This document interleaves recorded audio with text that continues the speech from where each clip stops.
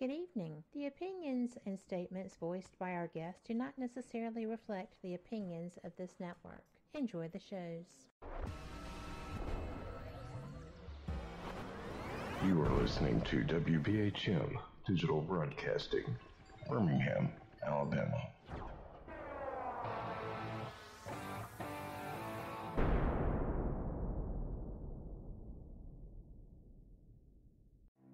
Headline edition, July 8, 1947.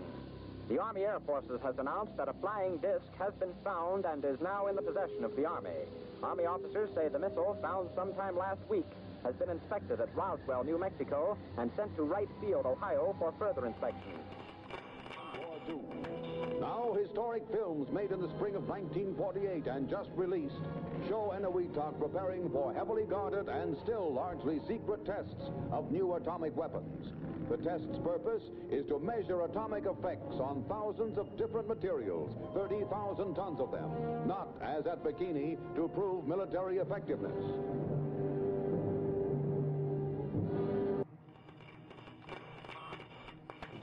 San Francisco police say that 9 persons have been arrested in a narcotics raid on the headquarters of the Grateful Dead, a widely popular singing group.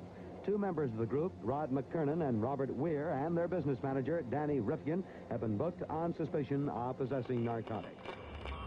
3, 2, 1, 0. All engine running. Liftoff. We have a liftoff. 32 minutes past the hour. Liftoff on Apollo 11. Tower cleared. We got a roll program. Neil Armstrong reporting the roll and pitch program, which puts Apollo 11 on a proper heading. I'm going to step off the limb now. That's one small step for man, one giant leap for mankind.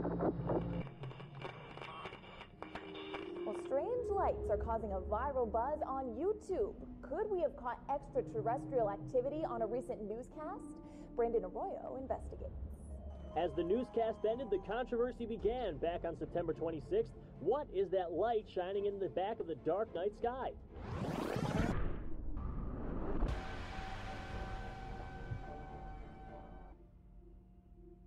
With coverage reaching all the way back to 1948, for over 70 years, Fate magazine has brought you reports of the strange and unknown, all of them true.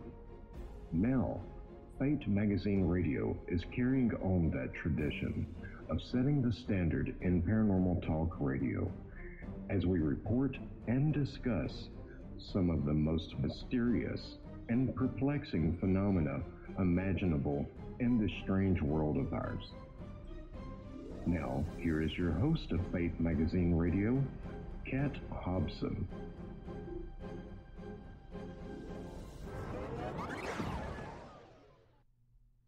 Good evening. Welcome to Fate Mag Radio, the online voice of Fate Magazine.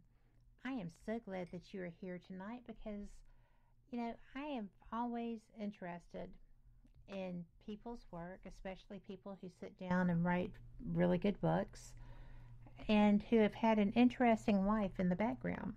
So tonight's guest is all of the above. He's a company director, an author, and he's also a motivational speaker. His name is Artur Tadevosyan, and he is currently living in Johannesburg. He is from Soviet era Armenia, and he and his family managed to get through the struggles and difficult times of the collapse of the communist system. So he's definitely a go-getter. He's definitely someone that definitely is tonight's new word. Sorry. He is someone who made sure that his family and himself were taken care of and that he was able to go into time doing that. He also has written 2 novels. The first one is Croton, which came to him through conscious channeling. So the second one came that way also, and we're going to talk about that. So if you're not in chat, please feel free to hop over there. We are going to be taking questions, but you'll just enjoy everything. Arthur, hello. Hello. Thank you so much for being here. Oh, it's my pleasure. You know, I do And know thank you. that you're on the other side of the globe. So Yep. thank you for staying up to do this. It's a pleasure. It's only a pleasure. Thank you for having me. It's my pleasure. Now, I do know that you're very well educated. You're a company director, and you graduated with your master's from an Armenian Polytechnic program. And True. you've owned your business for 25 years. So, but your life took an abrupt turn, didn't it? Yes. Yes, it did. Or did you leave because of the poverty caused by the collapse, or did you leave because your family was in potential danger, or did you just feel like you didn't want to be there anymore? Yeah, it was basically economic collapse. For 2 years, we were living with no electricity. But last year, we didn't have even water. We used to melt snow in the winter just to have a drinking water. We was living in a block of flats on the 9th floor.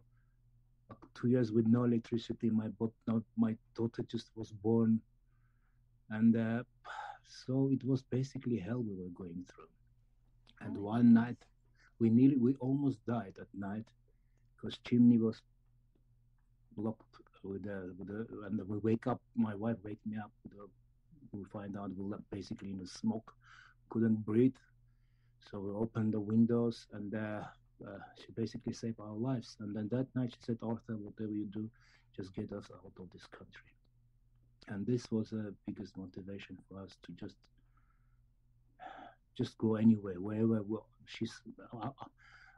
It was no matter where just to live, just like it was a matter of survival, basically. My word.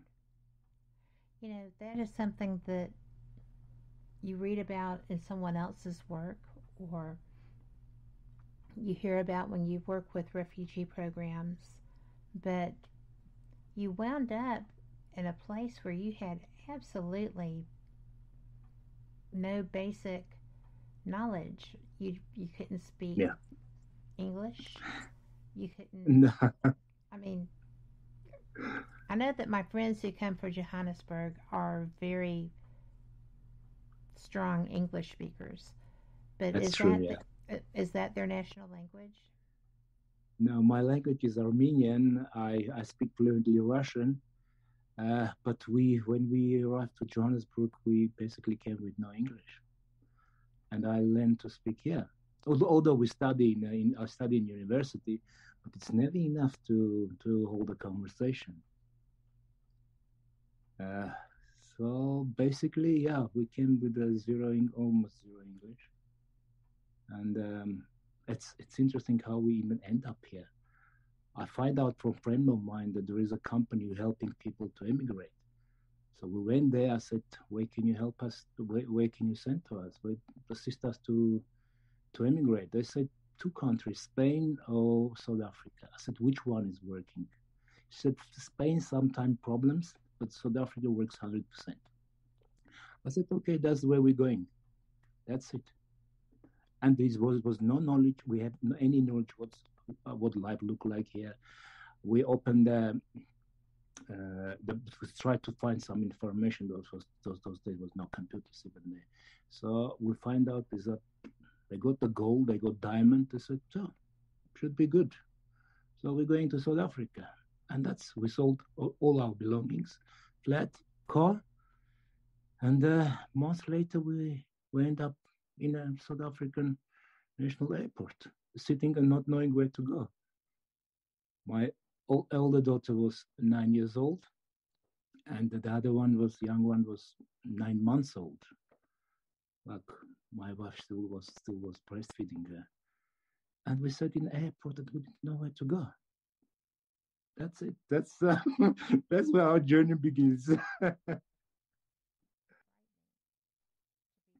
It is. It is frightening when you look back, but we had, I don't know, some kind of a force always that is like pushing us. And then we flew through Moscow, and when we while we were staying for 1 week in Moscow, I said, Grace, my wife's name is Grace. I said, what are we doing? It was like rude awakening. Are we doing right thing? And then, and that moment we were on the street, the doves flew over us, and they just basically, I don't know how to say, they pulled my shoulder. And this was for me is a sign, like this in my culture is a good luck. I said, definitely we're doing something right. And then that's how we end up here. It also interesting fact, in South Africa at that time when we arrived, it was about only 200 Armenians was living in entire South Africa. And imagine what's a coincidence for us sitting and not knowing where to go. And suddenly we hear right next door behind us in the airport, somebody speaks Armenian. People we never met, we never knew. And then we approached them. Yeah, and they helped us and they direct us. And before the day was over, we had a place where to stay. And that's how our journey here starts.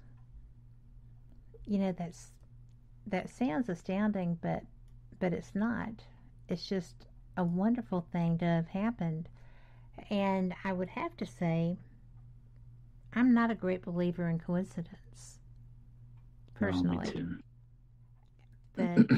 But it sounds like you were being very protected. But for that time, I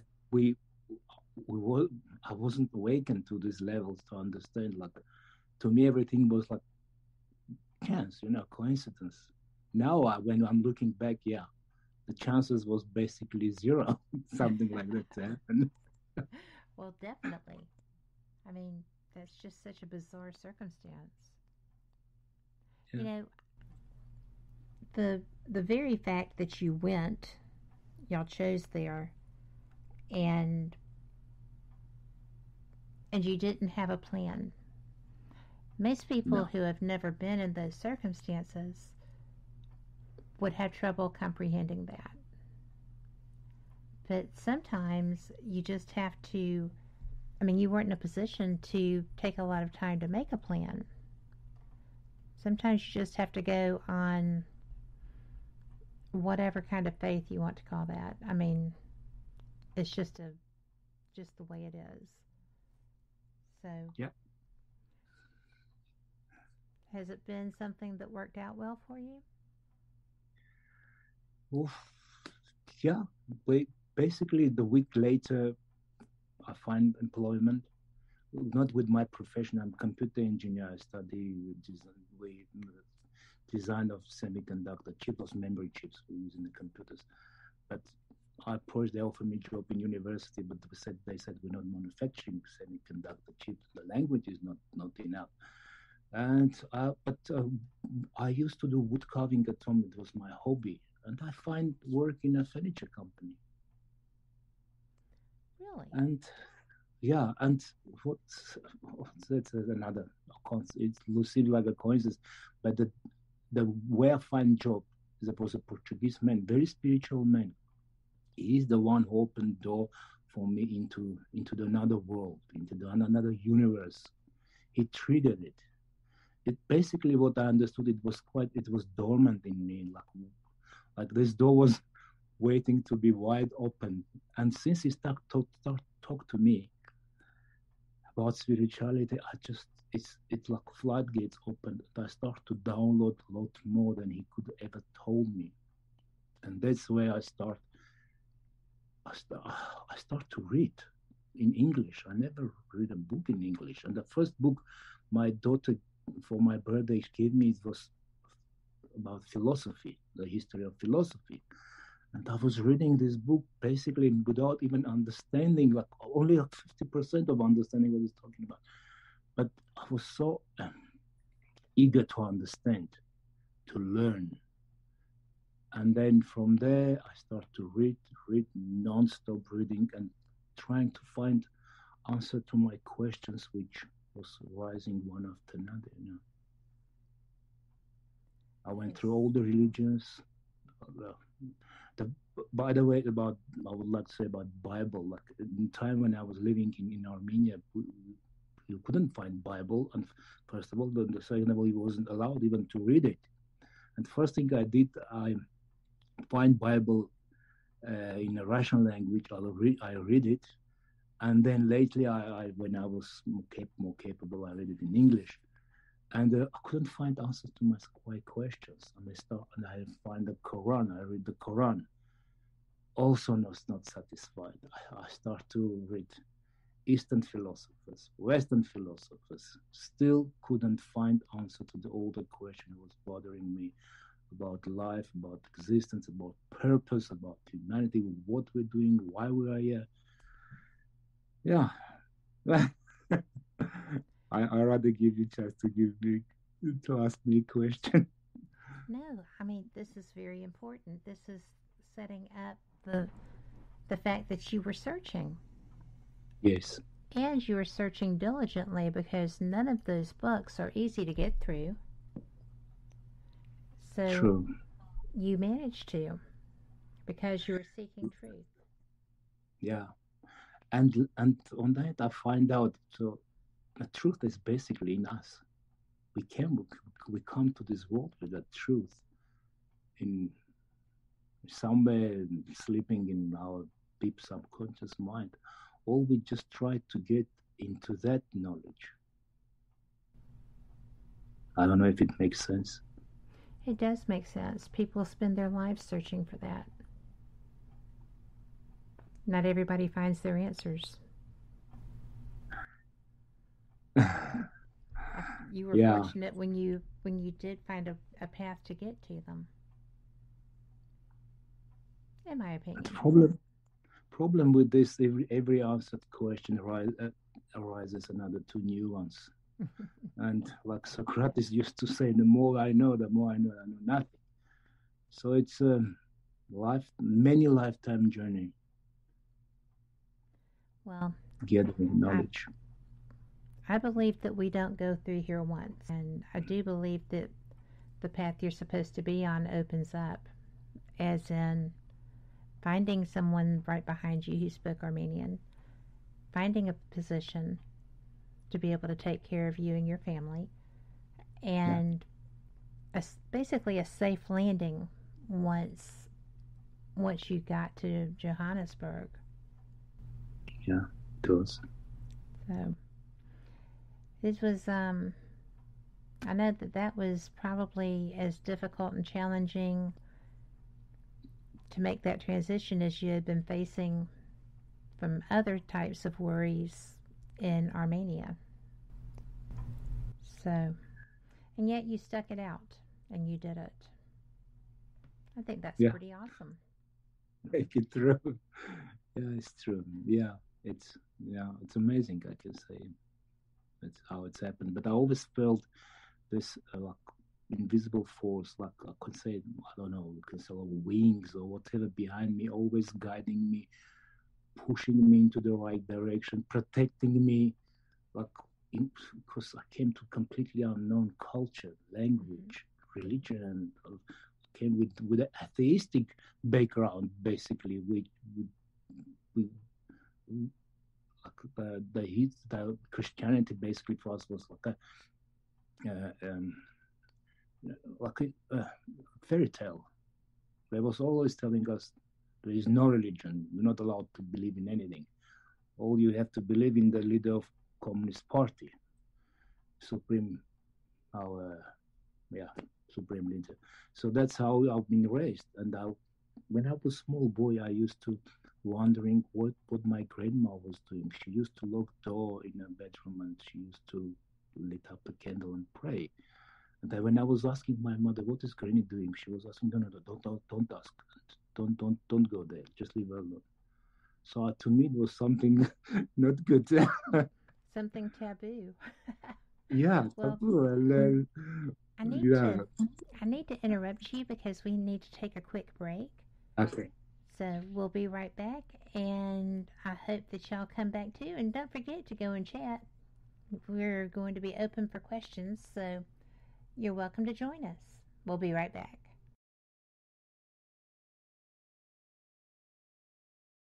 Warning, the following message does not necessarily reflect the views of WBHM-DB or its hosts, guests, listeners, or of any functioning adult in general. In fact, Frank should probably seek professional help. Listener discretion is advised. Hi there, Frank Lee here.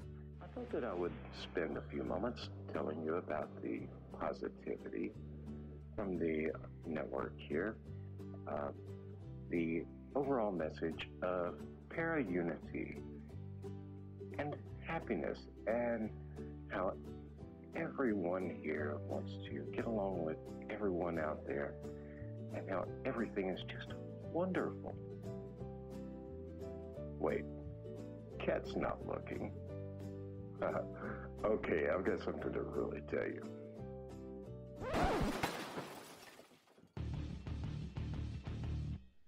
Okay, so I'm going to tell you what's really going on.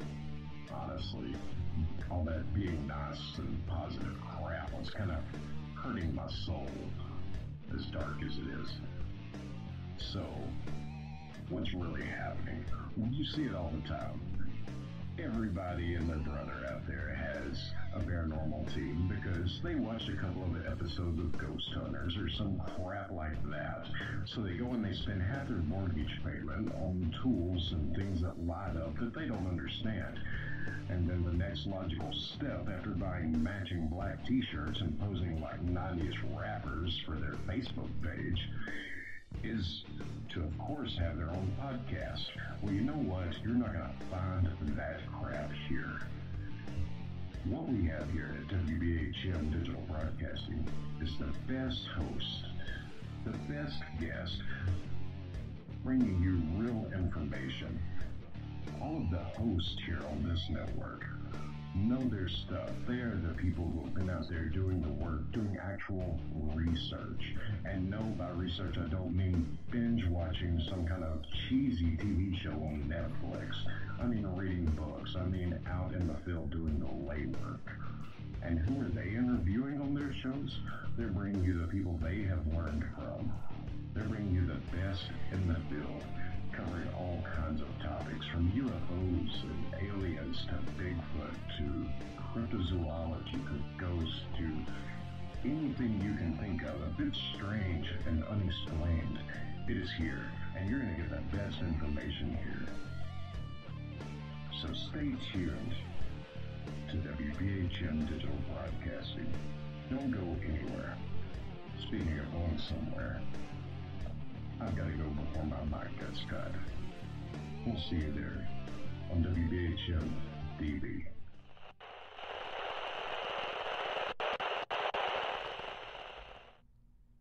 Welcome back to Fate Mag Radio, the online voice of Fate magazine.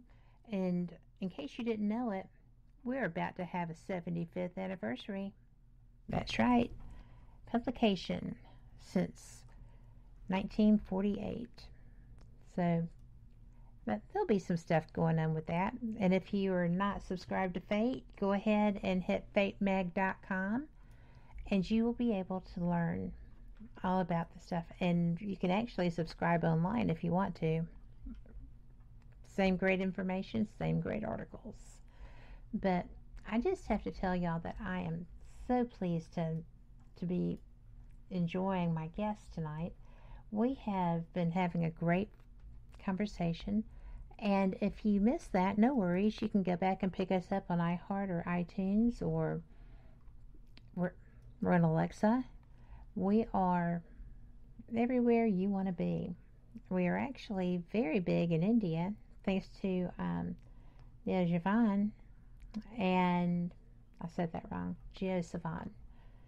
And I just love hearing from listeners who are all over the place, so it makes it kind of fun. But my guest, Artur, is, you know what? I just lost that pronunciation, Artur. Would you say it one more time for me? Tadevosyan. Tadevosyan. I am so sorry. I had it down pat, No. and I Arthur is good enough. Thank you. And thank you for being a good sport, too, because that was very nice of you. It's a pleasure. But we are just having a very interesting conversation about your relocation from Armenia to South Africa. And I would venture to say possibly the angels that you met along the way, or whatever term you want to apply to them, who helped you find work and found a place. Just I know it's a terrible, difficult story, but it's a beautiful story too. Yeah. And your time going into the studies in philosophy and religion, I'm surprised that you didn't pick up part of what you were looking for in the philosophical studies that you experienced. Did you actually, I know that you had spoken of different areas, Eastern philosophy, Western philosophy.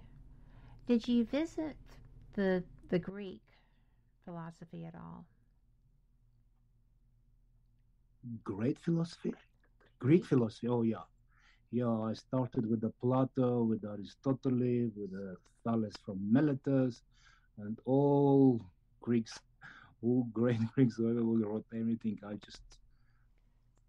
I basically, I didn't know what I'm looking for, to be honest, but I knew I'm looking for something.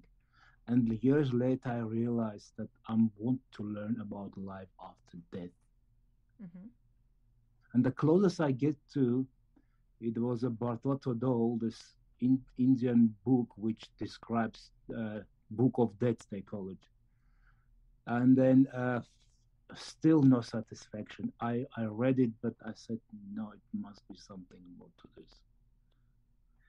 And then I fell in love with the Lao Tzu, with the Tao Te Ching, and some of them I just remember by heart.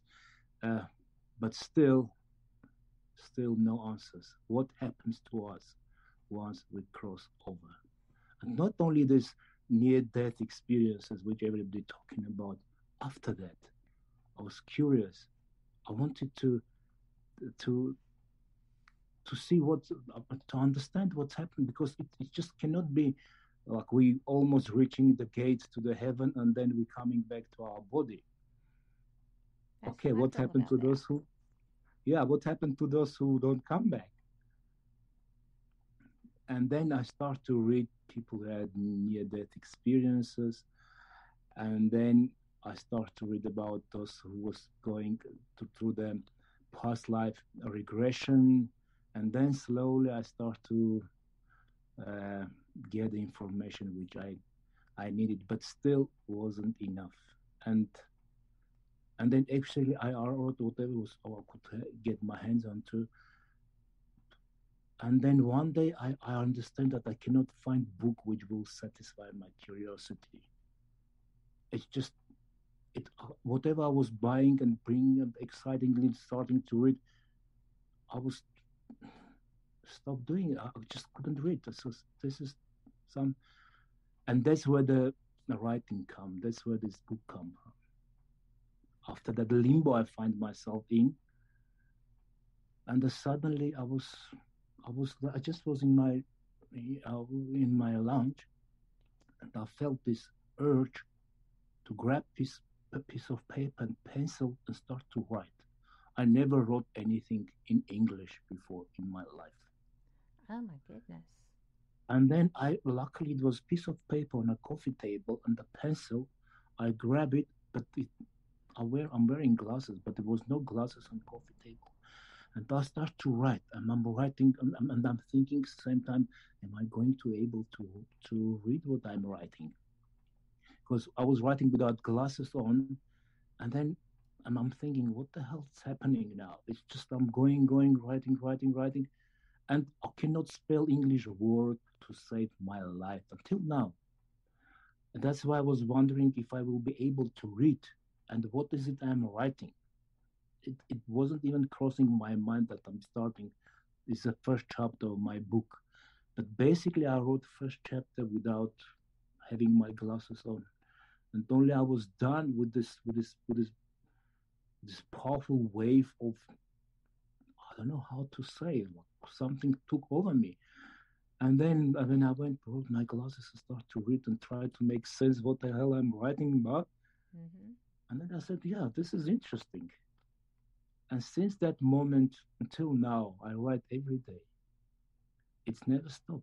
It was a time when it stopped, and it became like writer's block. Although I never considered myself a writer, but I experienced what is a writer's block. When you like everybody, say you're a writer. Oh no, I never. It's because it's what I'm writing is not me. I mean, writer who doesn't know what's going to happen in the next chapter, it cannot be called writer. There's no structure to it. It's just the way somebody would read my book, same way I wrote the book. Really? Yeah, the characters, they were stepping into my life, putting me through whatever they went through, like I was becoming them. Even all the emotions they went through, even the way they speak. My speech was changing, my handwriting was changing with every new character. It's like you doesn't belong completely to yourself. That's what I call it semi-conscious writing, because I was conscious, I know what I was writing about. And especially I had a problem with the words, because many English words I never heard in my life.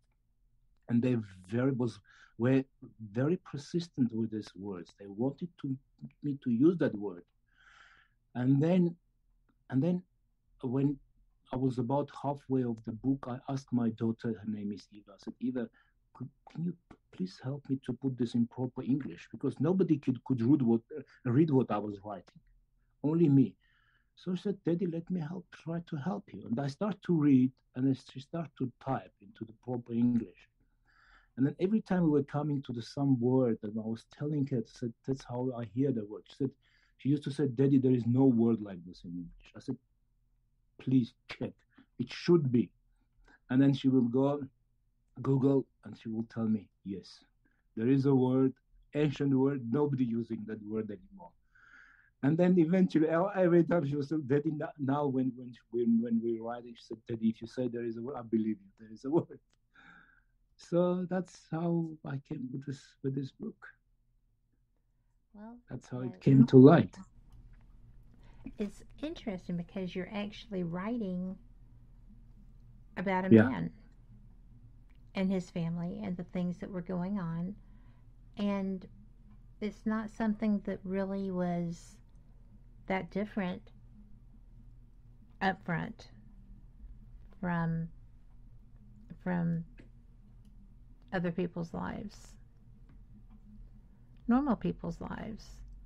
So I just found that interesting, that this whole journey, it was kind of what had happened to you, right? Because you were writing from the perspective of someone who had gone through such a transition in his world that everything that was known was gone.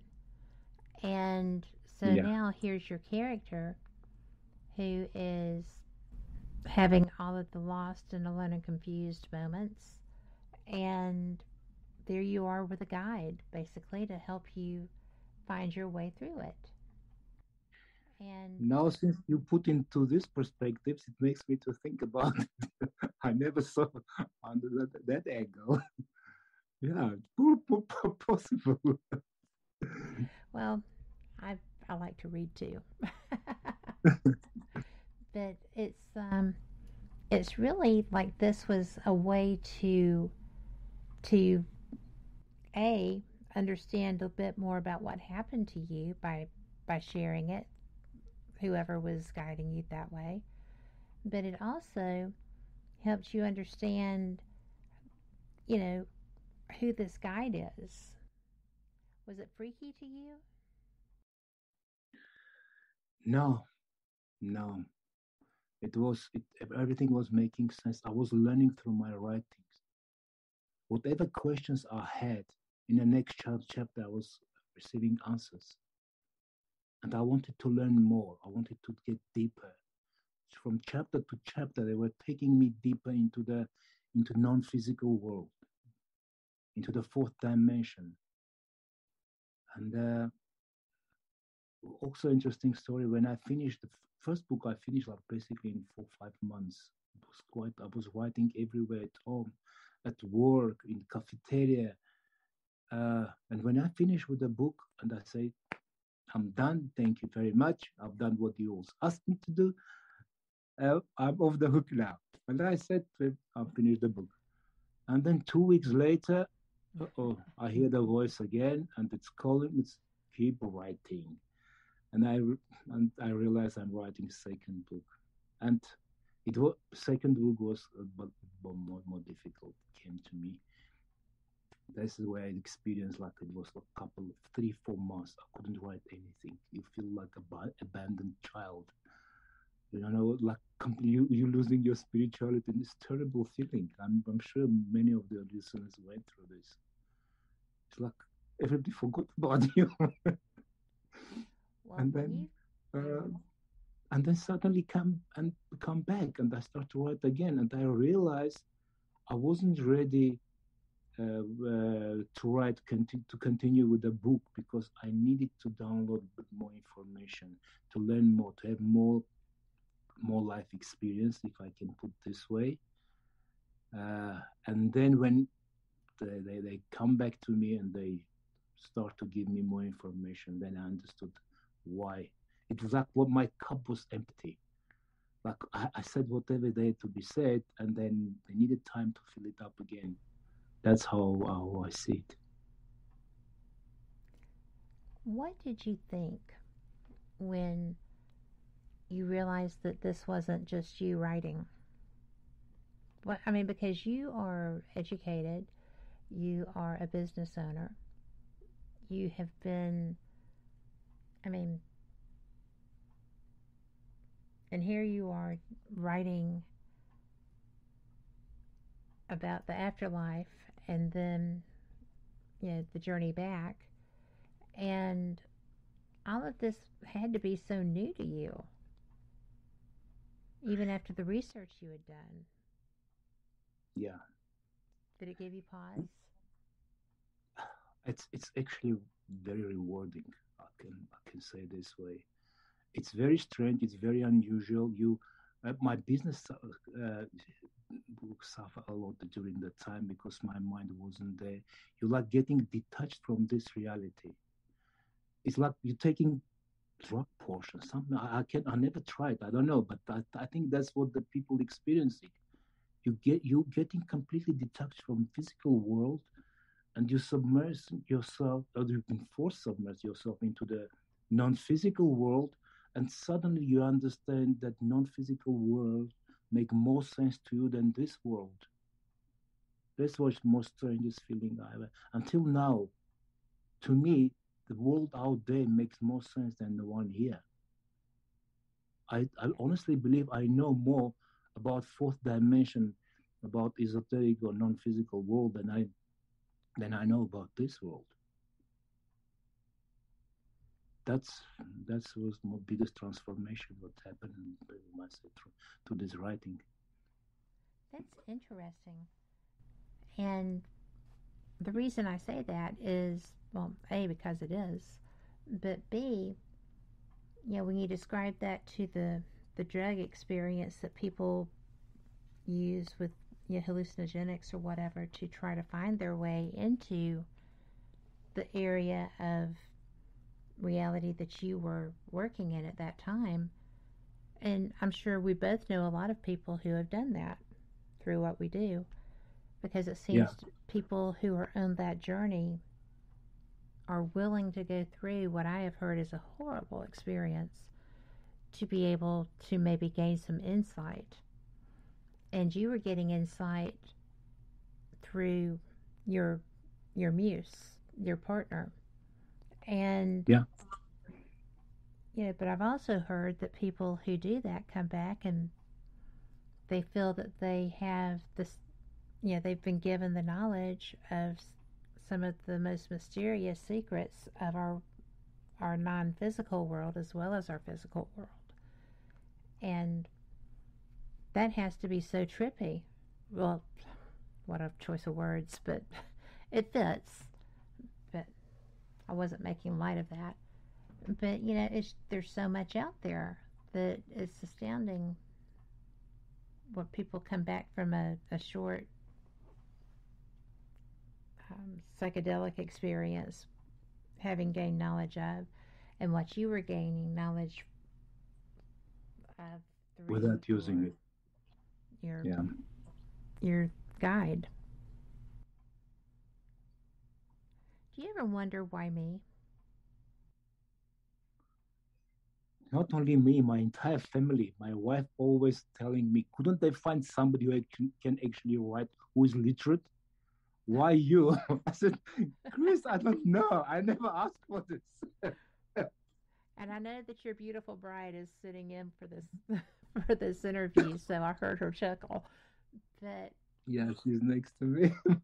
But you would just about have to, because for it to come as a surprise, you've been seeking information through normal channels, and then all of a sudden, here, write this down, boom, there you go. Yeah, exactly like how that's how exactly that it was how you described it. Boom, it was real boom, unexpected. From my wife told me, what, Arthur, just don't bother, just keep writing. Yeah, but imagine you're writing for yourself, just preparing me for the failure. Like nobody going to read your book. But while I was writing, I was so hurt.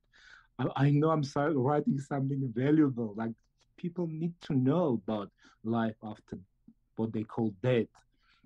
Because to me, there is no death. We cannot die by definition. Our consciousness is eternal. Yeah, body dies, but not our mind. Right. So, but my daughter took and she sent it to this book to Ozark Mountain Publishers, and then 2 weeks later they sent me a contract, which was another shock for entire family. Well, that's not a shock. It's a good book, and it was interesting because I've heard well, I'm going to save this. We have to take another short break, but we will be right back. Y'all come right back with us, and we'll get this question asked. You're listening to WBHM Digital Broadcasting, the best in paranormal talk, only on Paranormal Experience Radio, broadcasting live out of Birmingham, Alabama.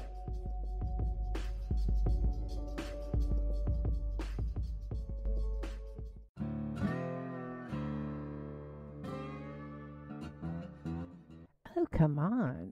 I'm Southern, but... nope. That'll do. Hello. I am Kat Hobson, host of Paranormal Experience here on WBHM Digital Broadcasting out of Birmingham, Alabama. I enjoy having guests from all areas of the paranormal, from ghosts to ufology to cryptids and beyond. You'll find some of the best researchers in their fields bringing you some great information. Join me on Wednesday nights from 8 to 10 p. Eastern here on WBHM Digital Broadcasting.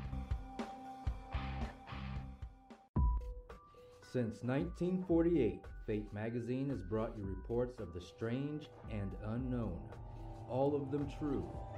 Fate Radio is carrying on that tradition, bringing you the unusual, macabre, strange, and bizarre.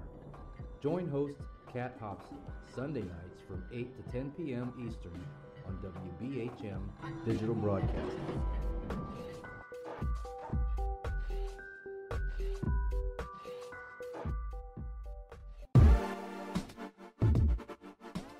You're listening to WBHM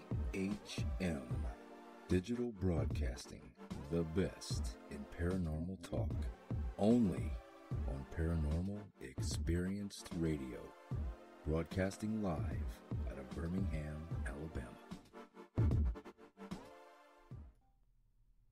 Welcome back to Fate Mag Radio. This is Kat Hobson. I'm your host for the evening, and my guest tonight is Artur Tadevosyan. Close? Was that better? 100%. Good. Well, before we went to break, I had a question, and I just, different times in different authors' perspectives, and even by authors such as you who have been given the information through channel, the people who are the people overseeing all of this situation that we call life have different names. We've had the Watchers and other incarnations, and yours are the Planners. So, Yep. Is everything that happens to us here, because in your second book things go a little funky, but the Planners are still there. So is everything plotted out the way it's supposed to go?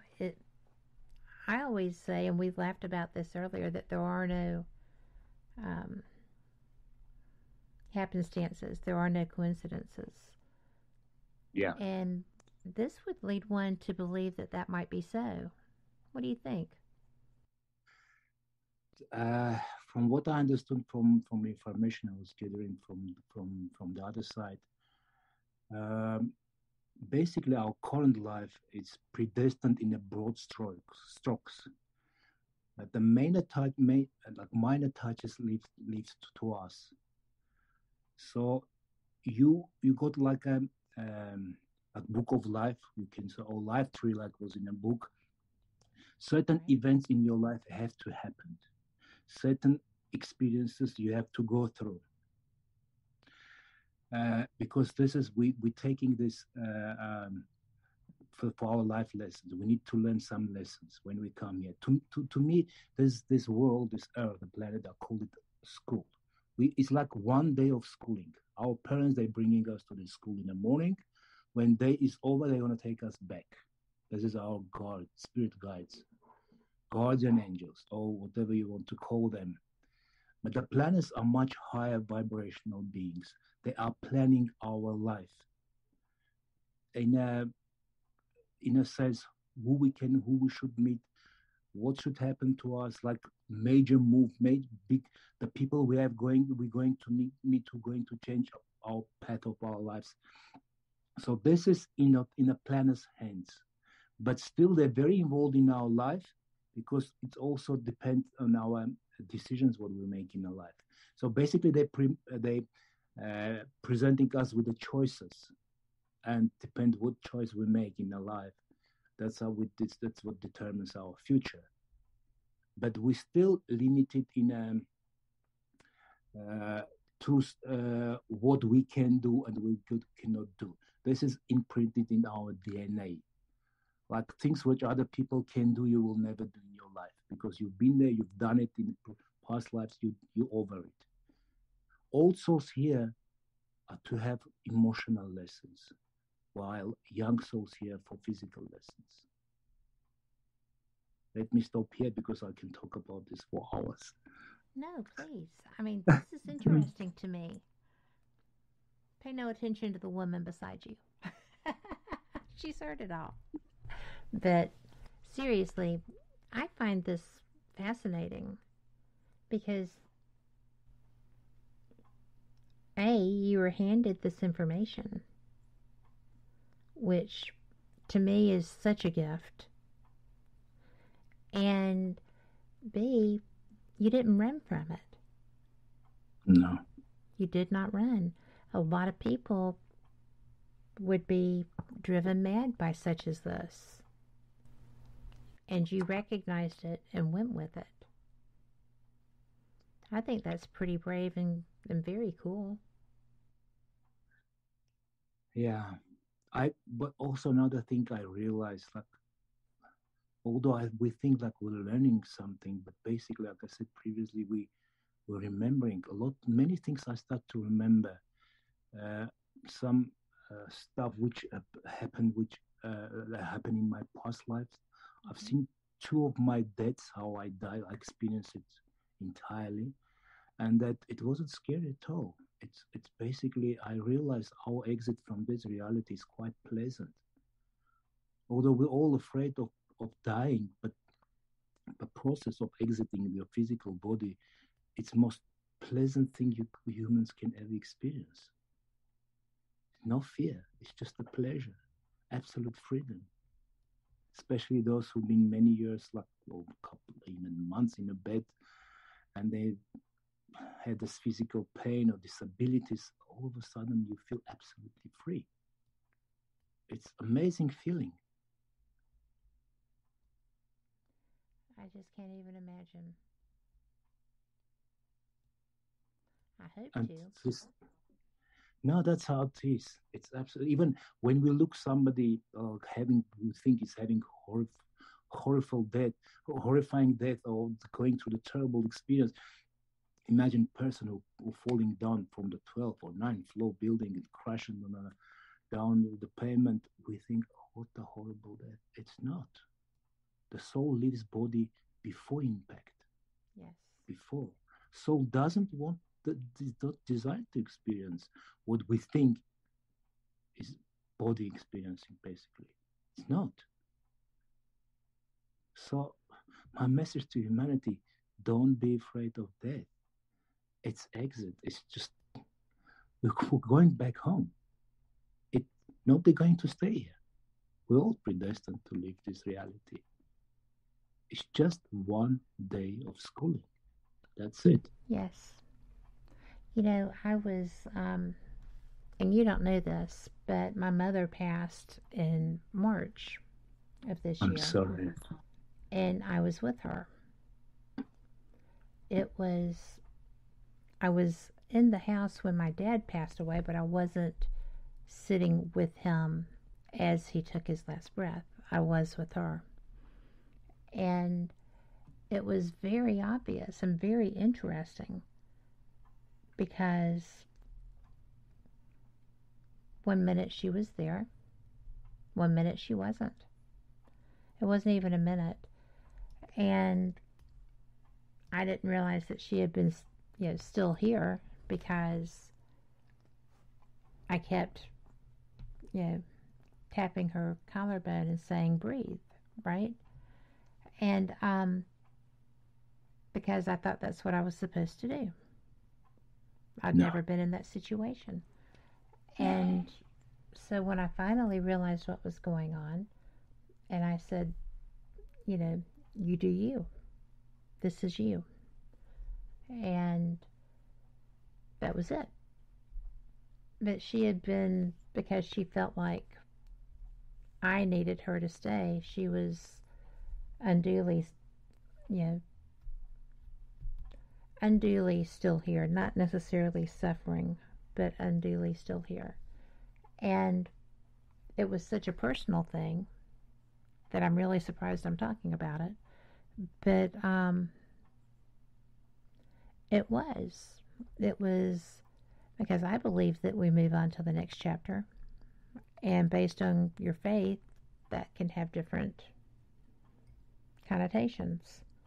But I didn't feel that it was horrible. I didn't feel that she was, when it was over, it was over. And she was where her next stop was. But I can see where some people would be carrying a fear if they didn't have comfort and knowledge in their beliefs. Then it could be a terrible thing. But have you I know that you have daughters. And what was their...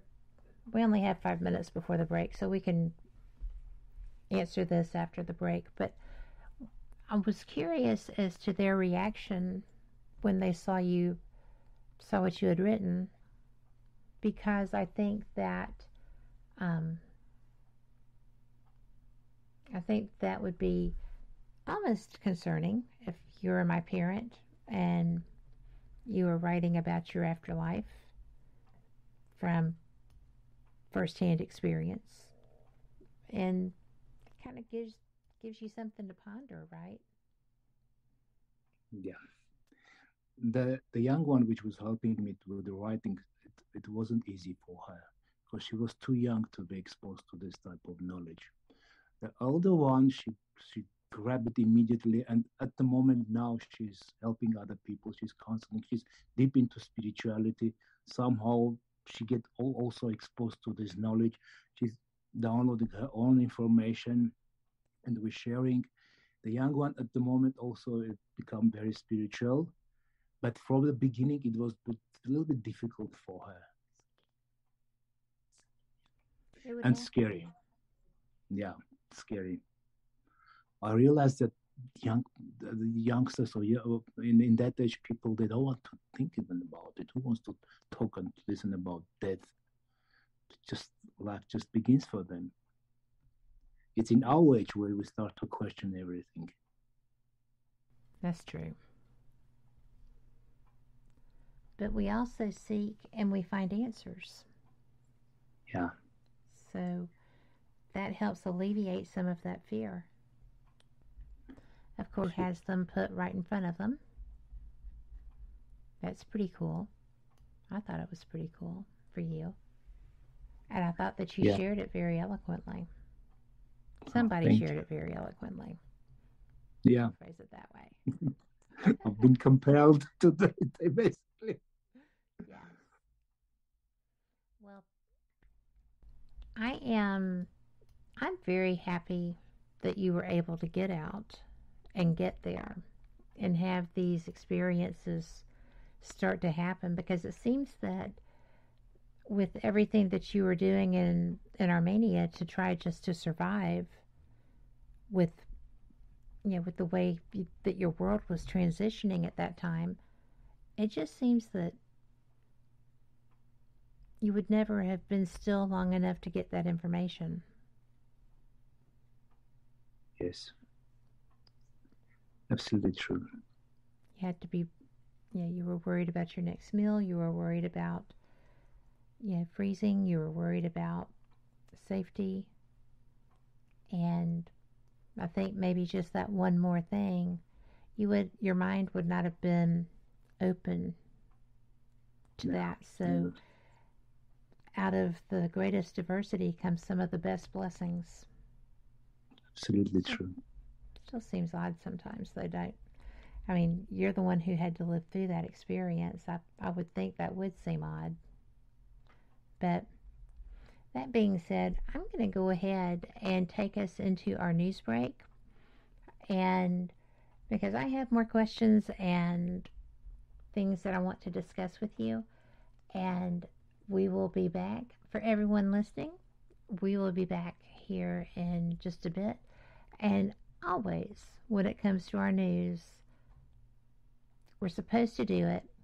And we have a question coming in chat that we will begin the second hour with. And I think that y'all will all enjoy this. If you missed the first hour, like I said, just hit our archives. They'll be up on iHeart, iTunes, Spotify, everything that you get your streaming through. But we're only live here. So we'll see you on the flip side. Let's find something good in this mess. PR News, I'm Janine Herbst. The United Nations chief says he's appalled at the reported attack on a school in Ukraine's Luhansk province, where many people were apparently seeking shelter from ongoing fighting. Dozens are reported dead, but officials say some 30 people got out. A UN spokesman says Secretary General Antonio Guterres is reiterating that civilians and civilian infrastructure must be spared under international law. Meanwhile, the Ukrainian capital is on high alert ahead of tomorrow's Victory Day celebrations in Moscow. NPR's Jason Beaubien reports from Kyiv. There is concern that Russia could step up attacks to coincide with its annual military parade. At a gas station west of Kyiv, waiting in a long line to buy fuel, 58-year-old Gashuska Tatiana says the capital has been relatively safe lately, but she adds that people are nervous that the Russians may start launching new rounds of airstrikes ahead of Victory Day celebrations in Moscow.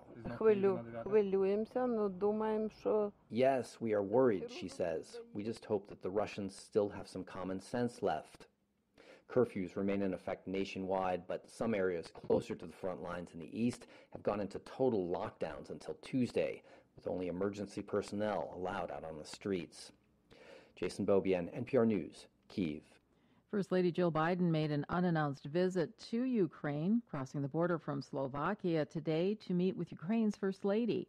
NPR's Scott Detrow is traveling with Biden. Biden toured a border crossing and then her motorcade drove into Ukraine. At a school in Uzhhorod, Ukraine's First Lady, Elena Zelenska, emerged from an SUV guarded by a Ukrainian soldier. Biden gave Zelenska flowers and they hugged. Zelenska has been in hiding since the war began. This was her first appearance in public. Scott Detrow, NPR News, Uzhhorod, Ukraine. Mexico's president is wrapping up his most extensive foreign visit, criticizing the U.S. for not making good on pledges for aid to Central America. As NPR's Carrie Kahn reports from Havana, Mexico's leader also took aim at the U.S. for its confrontational relationship with much of Latin America. Criticizing the U.S. and Cuba is always well received, and Mexican President Andrés Manuel López Obrador took advantage of his one-day visit to the island to push for less confrontation and more conversation. Nuestra propuesta puede parecer utópica y hasta ingenua. Our proposal could be seen as utopian, even naive, said López Obrador after receiving Cuba's highest national award. Instead of closing one off, we should be open to dialogue, he added. López Obrador criticized the decades-long U.S. embargo of Cuba and has urged the U.S. to invite all countries to the upcoming Summit of the Americas next month in Los Angeles, including Cuba, Nicaragua, and Venezuela. Carrie Kahn, NPR News, Havana. This is NPR. In Egypt, ISIS today claimed responsibility for a deadly attack yesterday that killed an officer and 10 soldiers and wounded several others in Egypt's Sinai Peninsula. Officials say militants attacked troops at a checkpoint guarding a pumping facility and then fled. The military says the troops were pursuing the attackers in an isolated area of the northern Sinai Peninsula. It's one of the deadliest in recent years in the northern Sinai, where Egypt's security forces have been battling Islamist militants with links to ISIS. Dr. Strange has conjured himself into the year's biggest box office star. NPR's Bob Mondello has more. Marvel casts a wide net, and with Doctor Strange in the Multiverse of Madness, it hoped to re-attract audiences who'd been sitting at home during the pandemic. You opened the doorway between universes, and we don't know who or what will walk through it. Pretty much everybody, judging from the numbers. By the end of the weekend, Doctor Strange will have taken in more than $190 million in North America, more than twice what he did in his first movie, and another $265 million overseas, for a total of more than $450 million worldwide. That is easily the biggest opening weekend of 2022, and the second biggest, after his super buddy Spider-Man, of the pandemic. Bob Mondello, NPR News. U.S. futures contracts are trading lower. Dow futures are down about 1%. NASDAQ futures and also S&P 500 futures, all three major indices, are trading down about 1% at last check. I'm Janine Herbst, NPR News. If you ever wonder how the world's most successful leaders got to where they are, what struggles they faced, and what kept them going, there's a show for you. Each week on my new podcast, my guests reveal how to think more like a leader. Check out Wisdom from the Top from NPR and Luminary. Welcome back to WBHM Digital Broadcasting out of Birmingham, Alabama. The time is 5 minutes after the hour. Welcome back for the second hour of Fate Mag Radio, the online voice of Fate magazine. I am Kat Hobson, your host, the voice of Fate, as it were. And I'm so glad that you are joining us. I'm serious. If you missed that first hour, you're going to have to go back and listen. It's really fantastic. So, and I had nothing to do with it. It is my fabulous guest, Artur Tadevosyan. And I am excited to tell y'all that we are getting all kinds of new things out through Fate. And if you are looking for an episode that you're missing from your collection, or if you are needing to start a collection, why not, right? We are going into our 75th year. And that's right, since 1947. So I think that you're going to find a lot of great articles. You can visit the site, fatemag.com, and just peruse it at will. There's all kinds of interesting things. Now, Artur is someone who did not expect to be an author, particularly in the manner of which it came about. He has written 2 books, and the first is Croton, Journey into the Afterlife, and the second is Croton 2, Journey Back to Earth. So he has survived a great deal and is thriving. So we're glad about that. We always like to celebrate our guests. So Artur, thank you so much for being here. Thank you for having me, Kate. Well, I'm very glad that you are, because your book gives rise to a lot of questions, and most of them are esoteric in nature, I think, but definitely self-contemplation. And we have a question in our chat room from my friend Mikey, who would like to know, is it possible for others to experience this, or do you feel that you were chosen for that? Oh, that's not an easy question. I didn't ask for this, to be honest. And I don't see some privilege in this, because I didn't open myself up to this world. I get exposed to this world, which makes your staying on this planet is a bit difficult. Because when I went through the COVID and I was 7 days in ICU, I was happy to go. I was ready to go, and because I knew that it's journey back home. And then somehow I survived by some miracle, which we can take a lot later about it.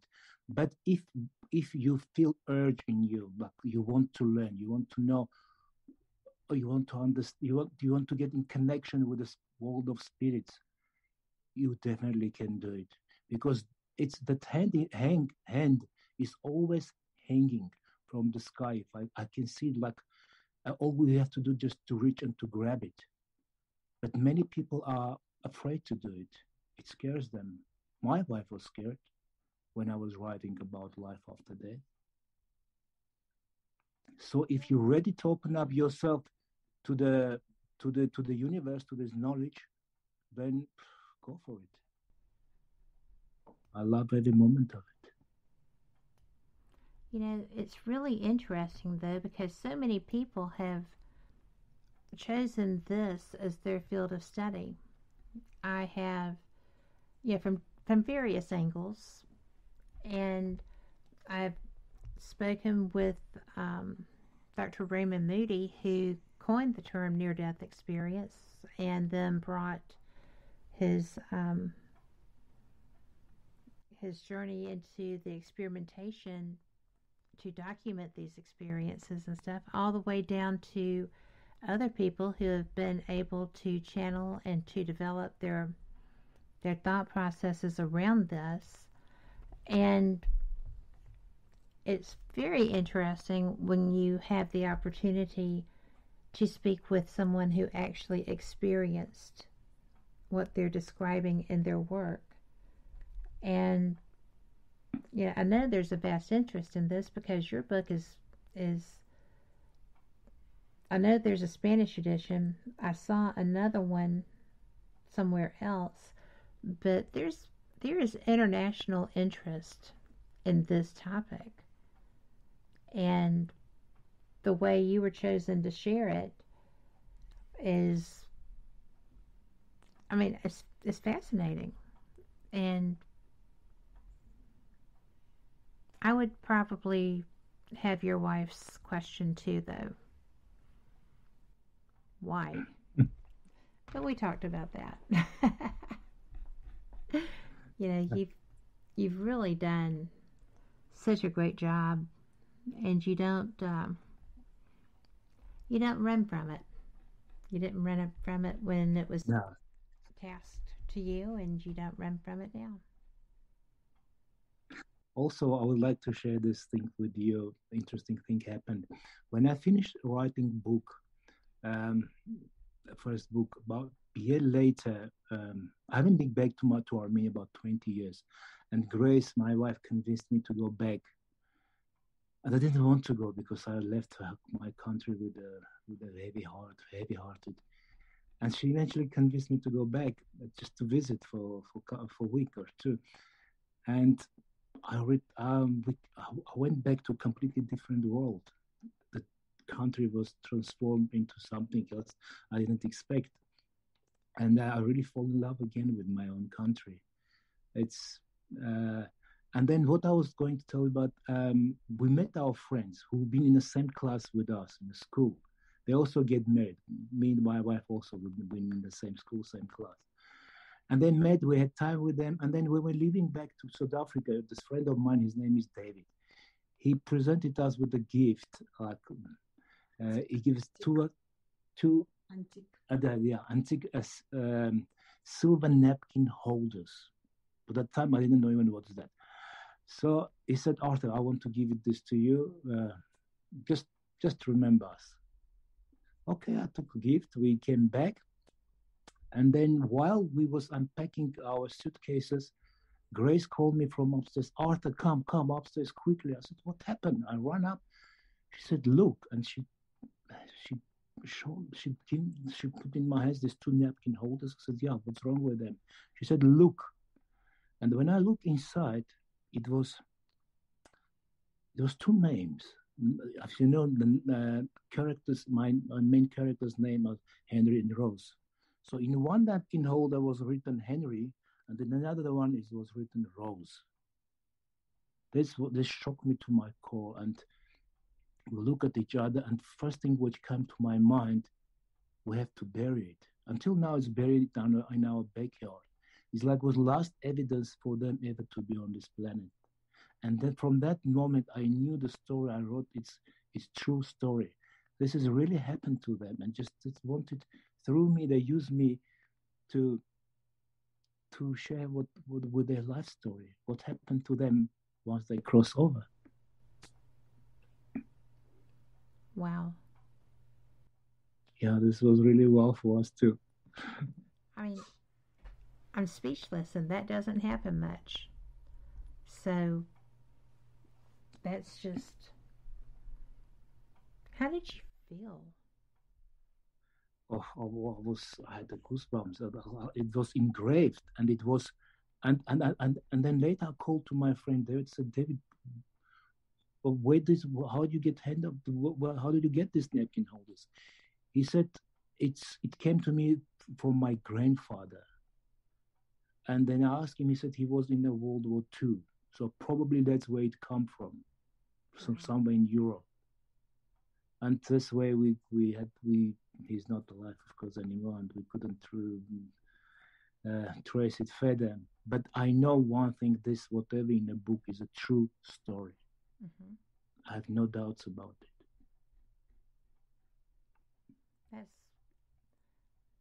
That just was a shock to me too, when you revealed that. But I don't understand sometimes when people have the experiences such as you have. How long did you work on this? How long did it take for the information to come through and to get published, and for this to become a reality that you were able to share?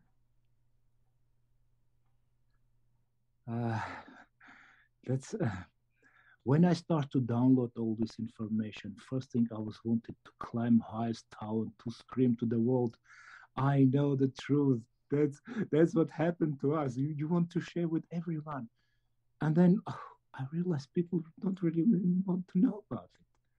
And it was and that euphoria, whatever you call this feeling of being high, almost like a high, when you want to share with everybody, into you, the people looking at you like strangely, are you normal? Or they don't want to hear about it. And then I realized that it's not something you have to go around to talk everybody about. You just wait. Whoever needs to know about it will come to you. And since I start to write book at least once a week, I'm having similar type of conversation with the people who lost someone, who want to know about what happened to them. And lately, whoever approaches me with such question, the spirit of that person who they lost is managing through me to give them information about their being there, how they feel, and how happy they are there. They're trying to comfort the person who think they lost forever their loved ones. So I'm going through also I'm very interesting stage of my life where I'm becoming like a medium, but not like there is a computer, not in that level, but somehow they manage to get through me to their relatives. From the beginning, when it happened, when first I realized what's happening, it was scary. It's like you feel like some other entity crawling in under your skin, like you like taking over your body, and then you become that person, and you want to hug the person who approaches you and talking to you about their loved one, and this strange affection, love. And my wife, time to time, has to say, "Arthur, you have to be careful because it doesn't look right, when you go and hug people around." I said, "But it's not me. That I feel compelled to do that." So this is what I'm going through now. I don't know how further it will open up, but almost every weekend I'm having this type of experiences, and people come out of nowhere. Like today, I was sitting in a restaurant, and 3 Indian ladies who all of them lost their husbands. Somehow, I get caught in conversation with them, and then when they left the restaurant, they say, "Thank you, God sent you to us. Now we understand what's happening." So this is what I'm going through at the moment. This is interesting because I would not have thought. Well, of course it's happening because people recognize that, but I would not have expected it to be such where people were so. You probably don't consider them intrusive, right? Because they're sharing, they're wanting to know. But yeah. I would have great difficulty in approaching someone in a public venue like that. But I guess people feel that they know you so well and they know this history, and they just want to share their side. Yeah. Or to get guidance. I'm also very discreet. I would have never thought in my life I could stand up and walk across the room to the table and deliver the message. But I learned to do it because if I don't do it, it's like I get choked. It's like some big lump in my throat choking me. Unless I walk to the person and deliver the message, I will not go back to my normal. I learned that already for this many years through going through this. Okay, I misunderstood. No, the spirits, the spirit is what is pushing you. Who wants to deliver a message? Yeah, they was like pushing me to do it. They like see me as a channel, that only opportunity to deliver a message, and I have to do it. Yes. I cannot say no. And once I deliver a message, this like feeling of relief and the reward, because the people they're receiving message from their loved ones, and they so many times they were coming back to me and saying, "Thank you for what you said. Now we're in peace. Now we actually we stop the suffering.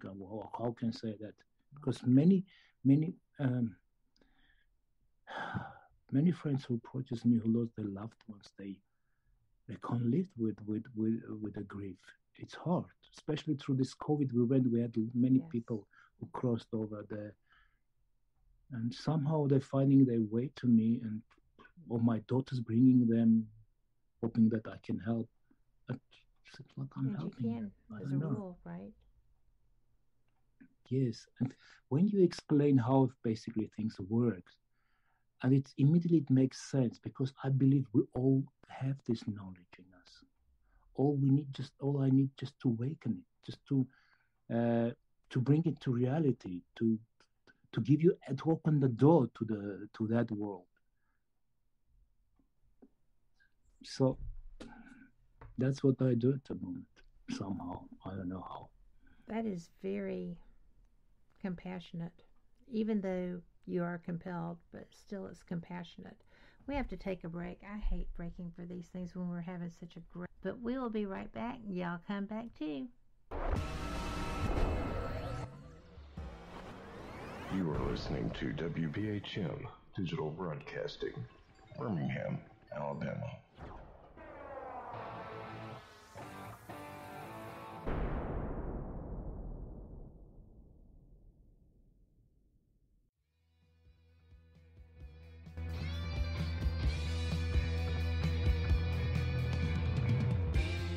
Paratalk Radio is your one-stop for all things paranormal, the unknown, and the supernatural. Join us every Monday night at 8 p.m. Eastern, 7 p.m. Central for discussions and guests on topics such as ghosts, hauntings, Bigfoot, UFOs, and more.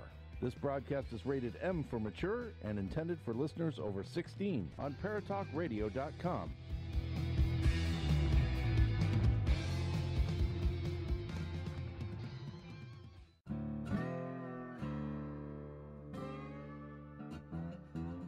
Oh, come on. I'm Southern, but... nope. That'll do. Hello. I am Kat Hobson, host of Paranormal Experience here on WBHM Digital Broadcasting out of Birmingham, Alabama. I enjoy having guests from all areas of the paranormal, from ghosts to ufology to cryptids and beyond. You'll find some of the best researchers in their fields bringing you some great information. Join me on Wednesday nights from 8 to 10 p. Eastern here on WBHM Digital Broadcasting. Since 1948, Fate magazine has brought you reports of the strange and unknown, all of them true. Fate Radio is carrying on that tradition, bringing you the unusual, macabre, strange, and bizarre. Join host Kat Hobson Sunday nights from 8 to 10 p.m. Eastern on WBHM Digital Broadcasting.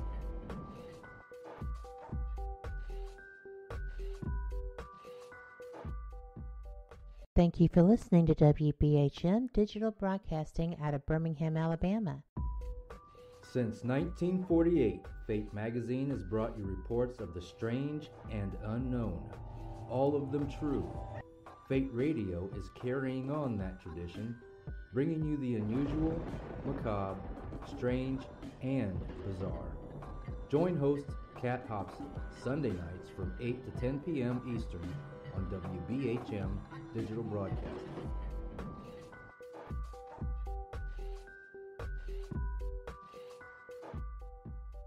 The time is 23 minutes after the hour. Welcome back to Fate Mag Radio, the online voice of Fate Magazine, and thank you so much for being here. This has been one of my just most interesting conversations, and I just have to tell you that Artur Tadevosyan, Arthur, I've done that differently every time, and I do apologize. Oh, yay! Who is a company director, and he's owned his business for 25 years, managing and training people. he has relocated with his family to South Africa from Soviet Union era Armenia, and he has written these astounding books, and they came about because through the course of his experiences he was actually learning or being guided, and the books came out that way.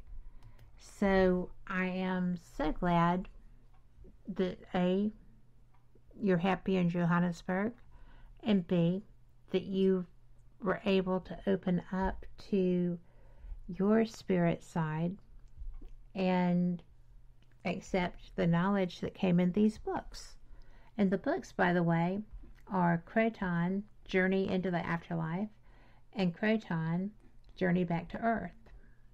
And they're good. You need to get them. So I appreciate very much you taking the time to be here and do all of this. Thank you. Thank you. Thank you for opportunity. Because I know that it's late. Yeah, it's 3:30 in the morning. Oh goodness. But we up and running. Okay. We're not sleepy. You know, next time we talk, if there's a next time, we will pre-record so that you can go to bed at a good time. No, you don't have to. I'm absolutely happy to do this. Well, thank you. I'm happy that you did, because I have enjoyed our conversation thus far, and I know that this final half hour is going to just continue to be fantastic. And to our people in chat and people listening who have not yet gotten in chat, this would be a good time to, because this is our final half hour, and this, if you have questions, this is the time to put them out there. And I don't mind a bit. That's what I'm here for. So, yeah, we have talked about how this was a compulsion and how now it's a compulsion when you see someone that you have a message for, that you are physically made to share that. How often does that happen to you? Before it used to be like twice or once a year. Lately, it's happening almost every weekend. Really? And it's frequently, yes. Yeah, I had one yesterday experience and another one the day before yesterday. Like random people stepping into my life, and then the spirits who would like to deliver their message, they're using me to deliver basically comfort to their loved ones, to say like we're not dead, we're still around, we're quite aware of what's happening in your life, so don't write us off yet, we are around. And we know what you're going through. Yes, I love the don't write us off yet. Yeah, that's pretty much it, right? Yes. And what I understood is once our relatives the crossing over, the only lifeline which left behind, it's a love. Love keeps them attached to us. Every time you remember about them, they know about it. They can hear our thoughts. When they say about dead people, good or nothing, speak. It's absolutely true. Just don't remember any bad experiences you had with them, or just go to the good ones. It delivers comfort to them. If you need to speak to them like they're next to you. It's very important. They want to be remembered. Well, I have found that those memories are very healing and soothing when you allow them to flow. That's important. Yeah, it's very important. They in our life. Although they got lots of things to do once they're up there into higher dimensional realities, but they still that the silver cord, or whatever you call this, the energy, the connection is always there. And they will be first one to greet us once we go back home. That's, I know, undoubtedly. Another thing, they don't perceive time same way we do here. What might be a year for us, it's like a week for them. So our return back home for them, it's basically goes so quickly. Although for us, it could be years before we meet them. So don't grieve if you lost someone, your loved one. They're still in your life. Well, and that is a good thing and a comforting thing. They're very much into our life. Sometimes you forget, right? And I'm able to communicate with people that want to communicate with me. And I found that with my dad, it was just kind of a, hey, how are you? And with my mom, it's been a bit slower. But I found that, as I'm sure you did through your experience with the talismans that came back with their names on them, right? That they find ways to reach out to let you know this is the real deal. Can I tell you something I experienced with my father? Yes. He died with basically on my hands. My hands was on him when he was leaving his physical body. And then he was in a hospital, and then he was in a coma for 3 or 4 days. I want to talk about this because some people might experience this. When body goes into the coma, soul leaves body, and it begins to travel. So what happens for that 3 days, which was unconscious? I felt his presence here in South Africa, although he was in Moscow in a hospital.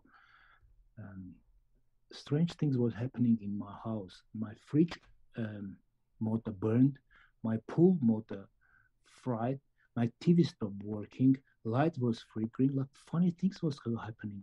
My brand new car bought GPS stopped working, and I knew always my father is around. Although his body was there, still alive, he was here.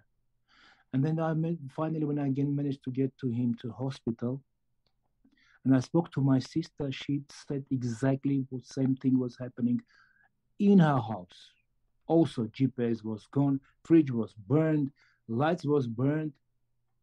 So what's happening? All the body's still alive, but soul gets eliminated, gets out of the body, and having this opportunity to travel, to visit us.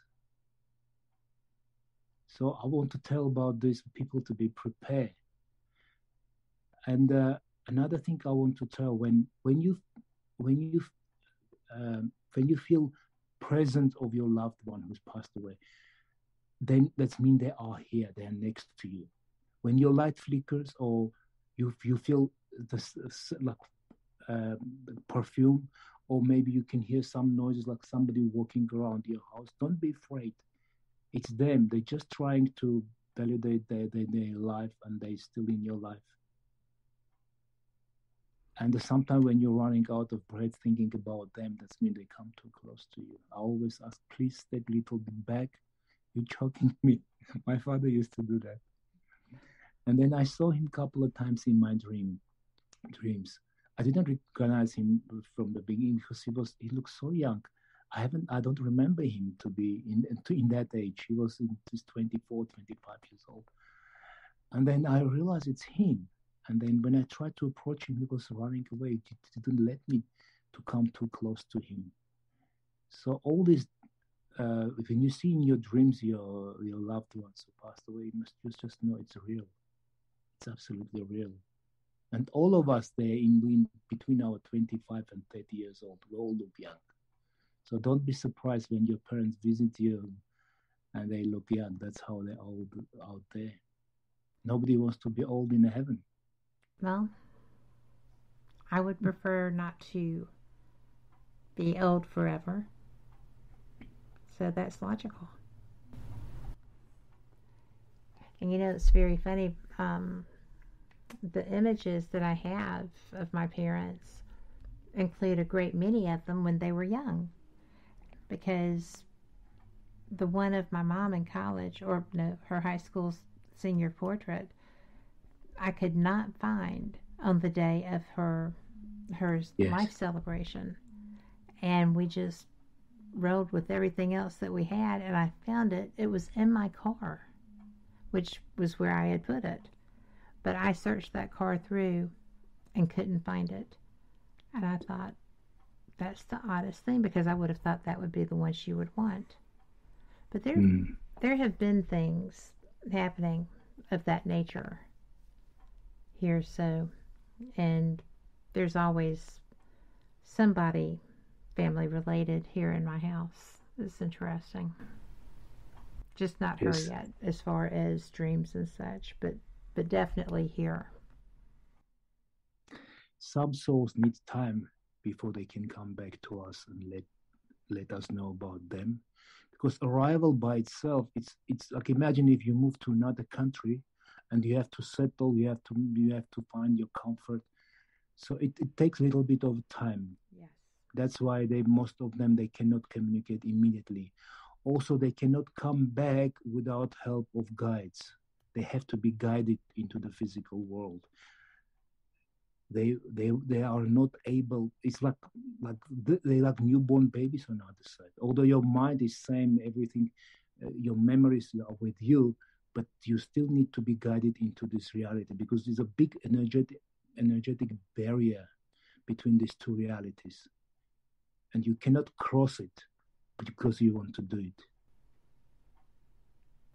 That's interesting. I would think that you would have full access to the guide you do. You just have to learn how to traverse that. Yeah, and this is what I find out through my writings in the book. And then they cannot stay long here. It's the guides are helping them, feeding them with the energy enough to sustain their existence here in physical world, because this world is very dense energy, and up there they don't have this. Of course, they don't have a physical body. They are energy. They're made of energy, high vibrational energy. Although they look same, but they don't have a physical body. They don't have a senses. All they are is emotions. You're made of emotions and memories. Right. You just pure energy, but you still look same. It was hard for me beginning to understand how it actually works, because being scientifically minded, I'm an engineer, and I wanted to understand, and slowly I was receiving answers. So when you arrive there for quite some time, you have all your senses, because you remember things. Your body still remember. You are kind of like muscle memory. So you got that type of memory there. And you can touch and you can feel. You're like in three-dimensional world. But with the time, longer we stay, we begin to forget things, like simple things like to drink coffee and to have a taste, to taste the coffee. It's impossible. Becomes you begin to miss this world. I always say we addicted to this reality. Yes. Like I was speaking to ladies today at the evening. She said, "I don't know what I'm doing here. If I go there, I'm not going back." I said, "You're gonna ask to come back. You will be craving to come back, because only here we feel truly alive. Out there you have no challenges. You got nothing to fight for. Everything is perfect, and you become bored. You become bored, basically. We come here, we're hunting new excitements, new experiences. That's why we're here. We come to learn so we can progress into the next level of existence." Well, do you feel that it continues on a repetitive journey until you do learn what you need to take from this? Yeah, the way I see this is like basically it's structured like our schools. Imagine if this is a school and you got grade 1 to the grade 12. So entire humanity are in different level of its consciousness, different level of development. So we're going through this evolutionary process, evolution of consciousness. That's what's happening to us, and we're all on different level of that ladder of ascension. And once we reach grade 12, we stop our reincarnational cycle. We stop coming to this planet. Because this planet is third dimensional reality. Where we go when we die, we go to fourth dimensional reality. Once you're done with this school we call Earth, you move to fifth dimensional reality. This is the reality of creators. I just let you into the secret. I just finished my third book. The publishers don't know about it. And this book took me to such a depth of universe which I couldn't even imagine that it exists. Us into the high dimensional reality, so is in a low dimensional realities. Wow. And that was, sometimes it was scary. When you go up on the ladder of ascension, it's absolutely beautiful. It's beyond imagination. The world of creators, the world of designers of physical realities. And then they took me down to the low vibrational realities of fourth dimension. It was scary. Wow. That's what we come to call hell. That would be. I mean, it would be hell because it would be separation from what you knew you should be able to attain. I would think the awareness would be part of the experience. Yeah. I always used to say that there is no hell. I was so certain. I always used to say that doors in the hell are closed from inside. All you need to do is just go and open and walk out of it. And then when they put me, when they got me into that world, I realized. Then they make me to see how people ending up there. So many people are there because souls are there because they think they belong to hell, because they cannot stop judging themselves. It's the worst thing we can do. Regrets. Somehow this idea was planted in our head, this idea of sin. Mm-hmm. There is no sin. There is no right and wrong from the perspectives of our guides or creator or God, whatever you call. We are here for experience. We're here to learn. If you don't fail, you're not going to learn. So it's normal part of being on this reality. But because we think we've done such horrible things that we do not deserve to be in heaven, and then where you end up eventually what you think you deserve to get. So it's very important for people to understand that hell is a creation of human mind. Anything we put into our minds collectively, we manifest it into reality, into non-physical reality. Yes. And there's big chance for many souls to end up there because they believe they belong there. Sorry. I'm glad that you did. So don't judge yourself. No regrets. Everything happens for a reason.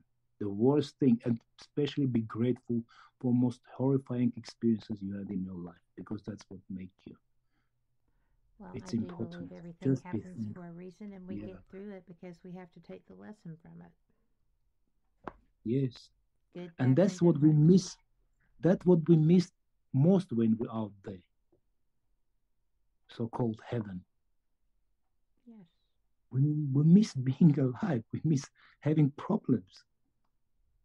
Even pain you cannot experience there. Physical pain does not exist. You can experience emotional pain, but not physical. Well, I'm banking on that to say that we blew by our break. I'm going to be putting it in.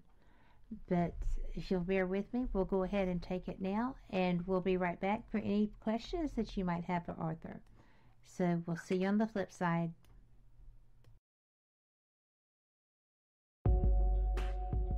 You're listening to WBHM Digital Broadcasting, the best in paranormal talk, only on Paranormal Experience Radio, broadcasting live out of Birmingham, Alabama.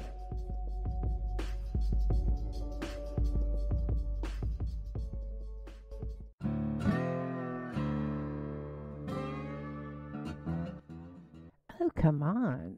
I'm Southern, but... nope. That'll do. Hello, I am Kat Hobson, host of Paranormal Experience here on WBHM Digital Broadcasting out of Birmingham, Alabama. I enjoy having guests from all areas of the paranormal, from ghosts to ufology to cryptids and beyond. You'll find some of the best researchers in their fields bringing you some great information. Join me on Wednesday nights from 8 to 10 p. Eastern here on WBHM Digital Broadcasting. Since 1948, Fate magazine has brought you reports of the strange and unknown, all of them true. Fate Radio is carrying on that tradition, bringing you the unusual, macabre, strange, and bizarre. Join host Kat Hobson Sunday nights from 8 to 10 p.m. Eastern on WBHM Digital Broadcasting.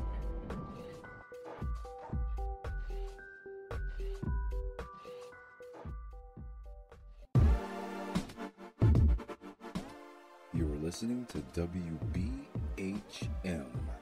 Digital Broadcasting, the best in paranormal talk, only on Paranormal Experienced Radio, broadcasting live out of Birmingham, Alabama.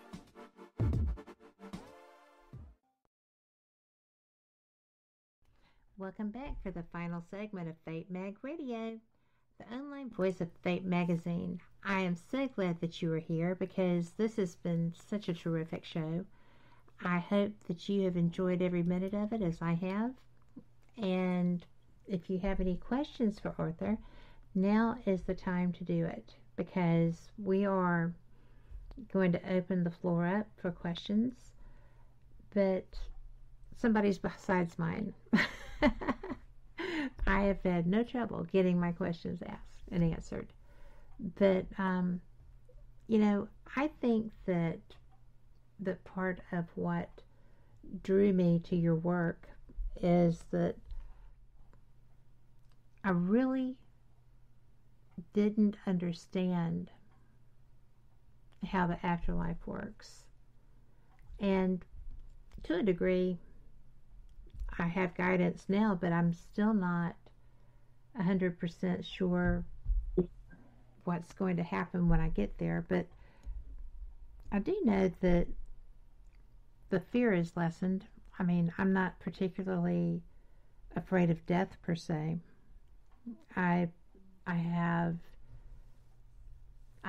come through an awful lot of stuff in my day, as you have, although none of mine has been to the level of what y'all have survived as a unit, or individually too, because that matters. But do you have no fear of death? Do you have any fear of what you may have to go through as you make your transition? No, I have no fear of death at all. For a long time already. Anytime it comes, it's show up on my doorstep, I'm ready. It's just interesting. People who have reached the spiritual levels that you have are really very interesting, because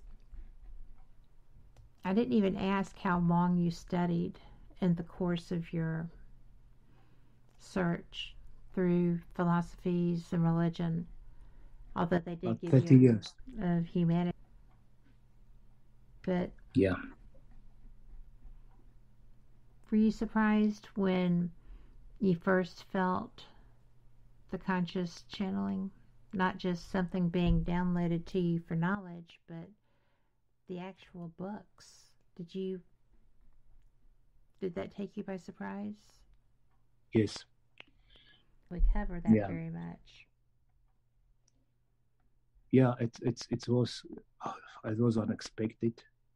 And when I was writing, I thought it would be like a couple of pages, maybe dialogue kind between two characters. And I didn't see it because I didn't know what's going to happen. And the chapter, the new characters were stepping in and they're sharing their story. And I felt their presence in my life, like they was putting me through whatever they went through. Like it was 3 o'clock in the morning. I was in my kitchen crying my eyes out because I was experiencing what they experienced. And sometimes I could laugh like out. My wife said, my husband going mad, crazy. How it's like it wasn't normal, but I was becoming them. So it's very little in that book of me. Yeah, it's almost nothing of me. Although they're using whatever I experienced so it will be easier for them to convey the message. Because it's always for writer easier to lean on something you've been exposed to. In that manner, I felt manipulated by them. But like 80% of nothing to do with me in that book. I don't know how I would react to that. It would feel like an invasion. I can tell you something very interesting which happened with the third book. Please. Out of blue, is Jesus Christ stepped in. It was such a powerful, strong energy. You just it's how can I explain it? You just tears start to flow out of my. I feel so much love. I never felt something like this. It was crazy experiences. It was bizarre. I felt his presence in my room. Even I'm talking now, I'm running out of breath. And I was asking, please stop a little bit back. I cannot handle so much energy. And you just want to fall on your knees and to cry like a baby. And he start to convey his story, which is quite a couple of chapters in my third book. To me, before he was just another awakened soul who came to the world to deliver a message, and then which been turned into the organized religion, which I wasn't completely agree with. But suddenly I saw him differently. I felt his magnitude. I felt his greatness. I felt his love. It was crazy. And I understood. Before, I couldn't believe I can say something like this, but he is a God. He is not a creator. He's not a designer of this reality, but he is a God. Eliminated to that level by the people who believe in him, who prays for him. And he's so attentive. Is not one prayer he misses. Imagine the magnitude of that energy, of that soul, which able to hear and to react each and every prayer. It was crazy experience, and I had to write about him. That was very, very interesting. That is beautiful. And every time he was stepping in, and when I was writing about him, right in front of my desk, I would lay a leather couch. And this leather couch was making noises like when somebody will sit on that couch. And then when I finished with the chapter, he would just lift himself up. The sound, because I'm manufacturing furniture, I'm so familiar with the sound. I felt his presence there. I understand it's not entirely of his energy, it's not his entirety of him, just tiny particle enough to feel you overwhelmed. It's just pure love. I don't think that there's anything better that you could have come across. That. Thank you so much. You know, people forget sometimes that aside from being who he said he was, that he actually is a God. He is God, or a portion. There's so many ways to look at that. And I think that it's beautiful how you phrase that. Thank you. Now, would you like to tell people how they can reach out to you to maybe get an email to you? Or Right. They can email me at. I've got a Facebook page, which is named Croton as a book, or Artur Tadevosyan, or through the Facebook, also Artur Tadevosyan.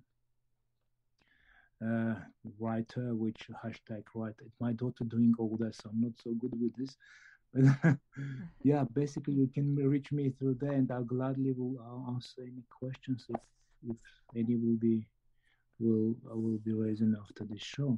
With pleasure. Well, I know that so many people appreciate that, because I know I have more questions, and some of them are probably going to take a while to format to get what I want to know across. I have that happen sometimes. I'm pondering. Pondering is all right. But appreciative of you, of your time, of your being willing to stay up and get through this. I know that it's so late or so early, depending on your... And I appreciate you being willing to do that. No, it's a pleasure. Thank you very much. Thank you for the opportunity. Well, thank you, because I truly believe this is my purpose to be on this planet there and now, just to deliver this message. The more exposure I can get, I can only be grateful. Thank you very much, Kate. Thank you for... Well, I've got to tell you that I think that's true, that you are here in this particular time with this message. Not by accident. No. We're going through very difficult times collectively as humanity. We're going through this drastic change. And I don't know what the future holds for us, but everything is changing. Yes. So fast, so quick. Every day we're waking up in the new world, but we don't know what to expect. Well, you don't. I can see far future, but I cannot see what's going to happen immediately, like in next month.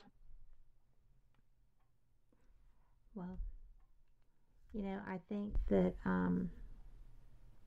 coming together collectively can do a lot of healing and provide a lot of guidance for people that might not be even aware that there's a need for it. So, always do that. And, the way I always close my show is by just saying, it is tough out there. And if you don't like what you're seeing around you, then change it. We have great power to do that. Yes. And whether by eye contact, a smile, just being willing to reach out. Hugs are the best. Love hugging people. Me too. Exchange of energy. I'm a hugger. It makes a difference. It makes such a difference. It's a direct connection, and it's, it's not scary. So people don't question it as a rule. Not at all. We've been deprived for 2 years of doing that. Finally, yes. Back. And I miss that physical contact when I see somebody I care about or someone that I know is hurting. That's what I'm created for. I'm a hugger. But people just need to remember, just be the change that you want to see, and even if you only touch 1 or 2 people, that's one or two people that are going to touch others. That's true. Absolutely true. I'm glad that you are huggers too. That being said, it is time to go. I'm so glad that y'all listened tonight and got to experience Arthur's interview and his experiences and his writing. And I think that you'll enjoy next week too, when we're going to have my friend John join me. And he is just way too fun. Y'all have heard him before, you'll hear him again. We'll see you on the other time, on the Be That Change. That's what we are all here for. Take care